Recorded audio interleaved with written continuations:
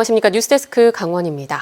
강원 동해안과 산지의 대기가 매우 건조한 가운데 건조특보 발효 지역이 확대됐습니다.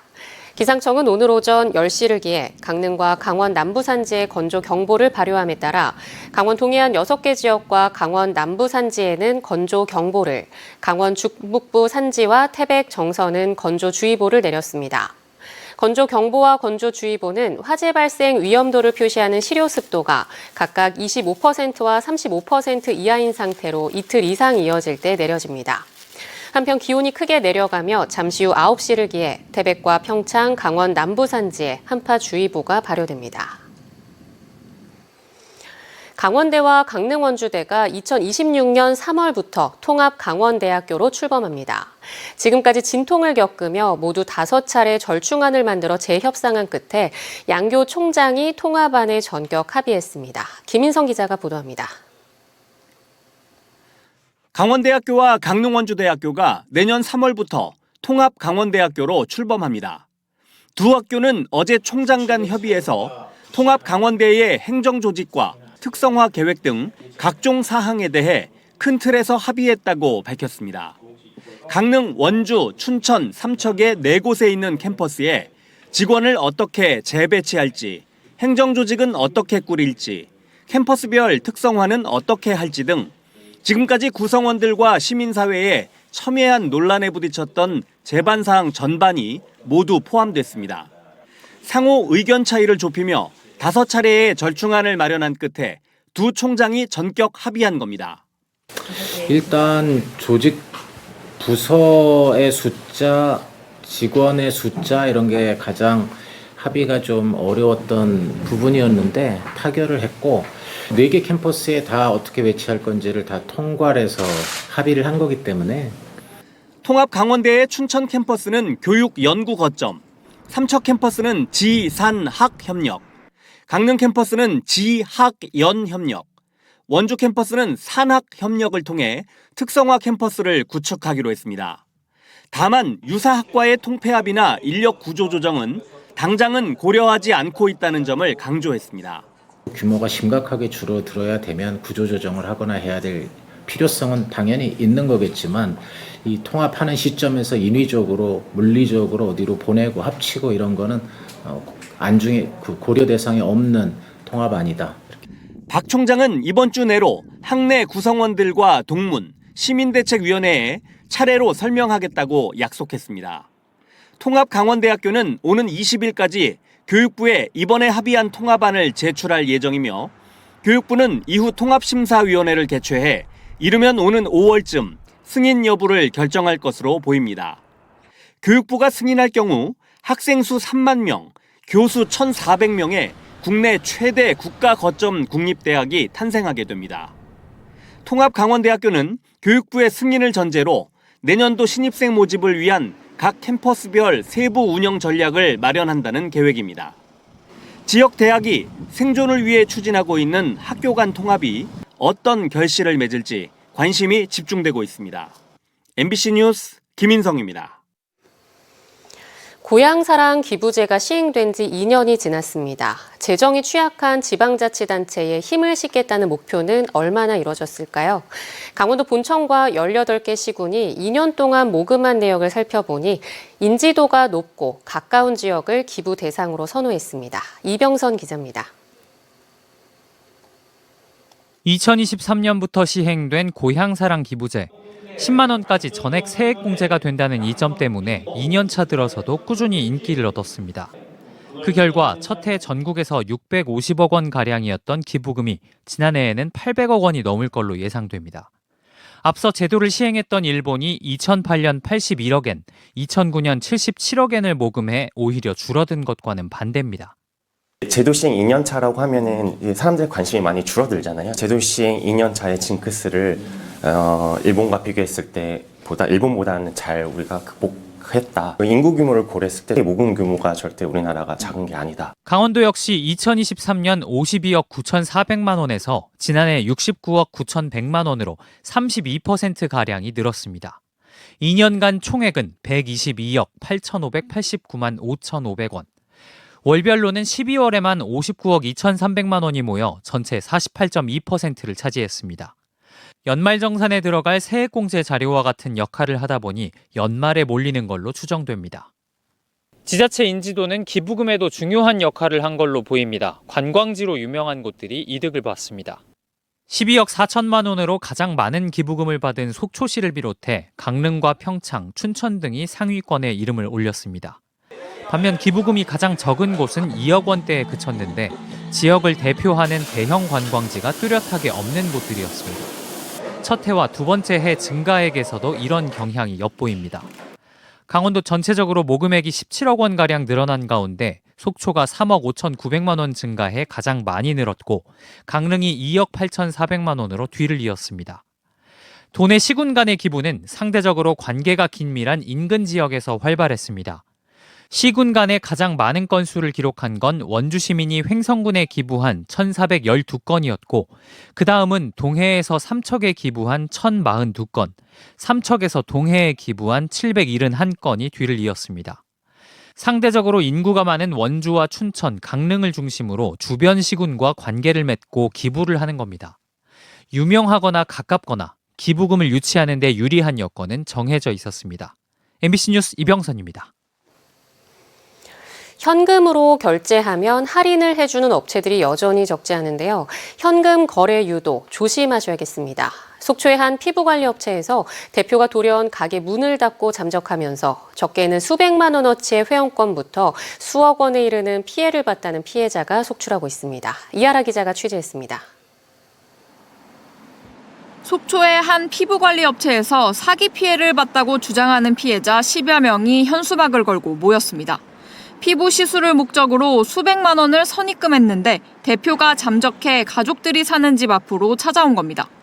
피해자들은 사업 확장을 목적으로 빌려준 돈까지 포함해 피해액이 20억 원에 이른다고 주장합니다. 18억 돈이고 속초 맘카페에서 학원 수강생들이나 어머님들 피부 마사지 10회권, 20회권 끊는 걸로 해서 지금 피해가 지금 너무 많이 나오고 있고. 해당 업체는 미용 학원도 함께 운영했는데 이 학부모는 지난달 딸아이 1년치 학원비로 600만 원을 입금했습니다. 시작도 포기하고 미래를 위해서 설계했던 건데 갑자기 이렇게 되니까 저희 아이가 지금 운동생활 같은 지금 생활을 하고 있거든요. 할인 또는 추가금을 얹어주는 방식으로 현금 결제를 유도해 피해가 커졌습니다. 이 업체 대표는 속초 지역 맘카페 운영자로 온라인을 통해서도 홍보 활동을 벌여왔습니다. 한때 9명의 직원이 일했지만 일부 직원은 임금도 다 받지 못한 채 일자리를 잃었습니다. 2천 정도 되지 않을까 싶어요. 5달에서 한 1년까지 못 받은 직원들이 꽤 있으니까. 직접 개발했다는 1,000만 원짜리 기기까지 구입했지만 대표가 잠적하면서 사실상 기기를 쓸 수 없게 됐습니다. 연구소에 이제 사람들이랑 개발을 해서 얼굴을 피부 재생을 도와주는 기계라고 했고 이제 믿고 요거를 구매를 했죠. 부자재를 구할 수도 없고. 업체에 직접 찾아가 봤습니다. 피부샵 회원권과 수강권 등 수억 원대 피해금을 가지고 잠적한 유모 씨의 사업장입니다. 보름 넘게 이렇게 문이 닫힌 채 연락이 닿지 않고 있습니다. 지금 가신 전화는 없는 번호입니다. 다시 확인하신 후 걸어주십시오. 한편 속초시는 해당 업체 대표가 미용업으로 영업신고를 하지 않은 것으로 파악하고 경찰 고발 조치를 검토하고 있습니다. 피해자들의 금전 사기 관련 고소로 경찰 수사가 시작된 가운데 아직 피해 사실을 알지 못한 피해자들도 적지 않을 것으로 예상돼 피해 금액은 더 불어날 것으로 보입니다. MBC 뉴스 이하라입니다. 고령화가 짙은 만큼 강원도 내 1인 가구가 갈수록 늘고 있습니다. 2025년에는 10가구 중 4가구가 나홀로 가정이 될 것으로 예상되는데요. 이렇게 되자 강원도가 1인 가구 지원에 올해 557억 원을 투입하기로 했습니다. 나금동 기자입니다. 40년 이상 홀로 사는 90살 윤노 할머니. 거동이 불편하지만 위급 상황이 크게 걱정되진 않습니다. 침대 옆 기기에 빨간 버튼만 누르면 바로 119로 연결되기 때문입니다. 급하면 이거를 눌렀어요. 그래서 2번이나 간 적이 있어요, 병원에. 여러모로 도움이 됐죠. 빨리 와서 실어다가 병원에 갖다 주니까는. 6시간 이상 움직임이 없어도 응급관리원이 즉시 알아채고 안부 전화도 걸어줍니다. 강원도와 춘천시가 어르신 1인 가구에 제공하는 응급안전 안심 서비스입니다. 이런 서비스가 필요한 강원도의 1인 가구는 점차 증가하고 있습니다. 도내 1인 가구 수는 2021년 24만 5천여 가구에서 2023년 27만 1천여 가구로 2년 만에 10% 이상 늘었습니다. 1인 가구 비율도 38%를 넘으며 전국 17개 시도 가운데 대전, 서울에 이어 세 번째로 높았습니다. 연령대별로 보면 특히 60살 이상 고령층 비율이 전국 평균보다 높은 44%를 차지했습니다. 강원도는 1인 가구를 위한 맞춤형 지원에 속도를 내고 있습니다. 올해 18개 핵심 과제를 선정하고 557억 원을 투입합니다. 우선 65살 이상 1인 가구를 찾아가서 상담하는 방문 건강관리와 병원에 동행하는 서비스에 주력합니다. 또 올해부터 청장년 1인 가구에 대한 돌봄 지원을 춘천과 강릉 등 7개 시군에서 18개 모든 시군으로 확대합니다. 모든 연령층의 1인 가구에 대한 고독사 예방과 장애인 1인 가구에 대한 지원도 강화합니다. 노인, 장애인, 청장년 등 계층별 1인 가구에 대해서 사회적 연결망 강화를 통한 고독사, 사회적 고립 등을 예방하고 생활 편의 및 심리적 안정을 가져올 수 있도록 이와 함께 강원도는 담당 공무원이 함께하는 1인 가구 협의체를 통해 현장의 목소리를 반영한 정책을 만들고 각 시군에는 1인 가구 지원 조례 제정을 촉구할 계획입니다. MBC 뉴스 나금동입니다. 지난해 9월 강릉에서 음주운전을 하다 교통사고를 유발해 결국 2명을 숨지게 한 30대 남성이 검찰에 넘겨졌습니다. 강릉경찰서는 교통사고 처리 특례법상 치사 혐의와 음주운전 혐의로 30대 남성을 불구속 상태로 검찰에 송치했습니다. 해당 남성은 지난해 9월 3일 강릉시 홍제동 국도 7호선 강릉대교에서 음주운전을 하다 앞선 차량을 들이받았습니다. 이 사고로 앞선 차량이 중앙선을 넘었고 마주오던 트럭이 이 차량을 피하다 교량 15m 아래로 추락해 트럭에 타고 있던 70대와 50대 남성이 결국 숨졌습니다. 경찰은 30대 남성의 음주운전 정황을 포착해 혈액을 채취한 뒤 국립과학수사연구원에 검사를 의뢰한 결과 혈중 알코올 농도가 면허 취소 수치로 나왔다며 송치 이유를 밝혔습니다. 어젯밤 9시 24분쯤 동해선 철도 근덕역에서 30대 근로자가 신호장치를 점검하다 작업 차량에 끼는 사고가 발생했습니다. 30대 근로자는 머리 등을 크게 다쳐 강릉 지역 병원으로 옮겨졌지만 숨졌으며 경찰은 정확한 사고 경위를 조사하고 있습니다. 지난 15일에는 삼척 정월대보름제가 열린 삼척 엑스포 광장에서 휴대용 가스레인지 부탄가스가 폭발해 60대 여성 2명이 다쳤습니다. 경찰과 소방당국은 행사장에서 음식을 조리하다 사고가 난 것으로 보고 정확한 사고 원인을 조사하고 있습니다. 어제 오후 8시 20분쯤에는 고성과 인제를 잇는 미시령 터널 내 배선에서 불이 나 약 30분 만에 진화됐습니다. 또 지난 15일 오후 7시 30분쯤에는 정선 아리랑시장 내 에어컨 실외기에서 화재가 발생해 실외기와 일부 벽을 그을리고 20분 만에 완진됐습니다. 양양군수 주민소환 투표가 열흘가량 남은 가운데 오늘 TV 연설회가 열렸습니다.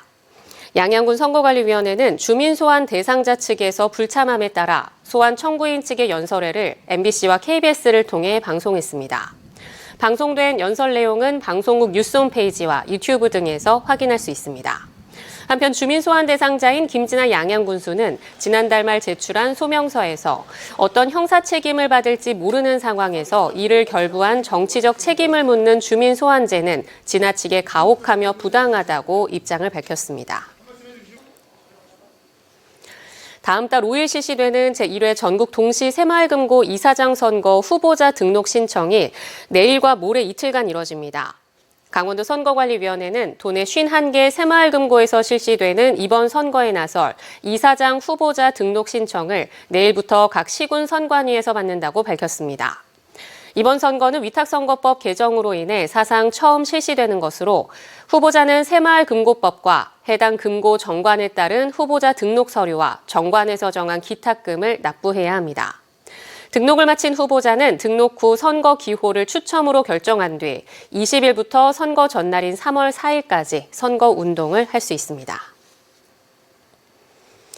어제 대구FC에 1대2로 패한 강원FC가 오는 23일 오후 4시 30분 포항 스틸러스와의 홈 개막전을 맞아 절치부심에 나서고 있습니다.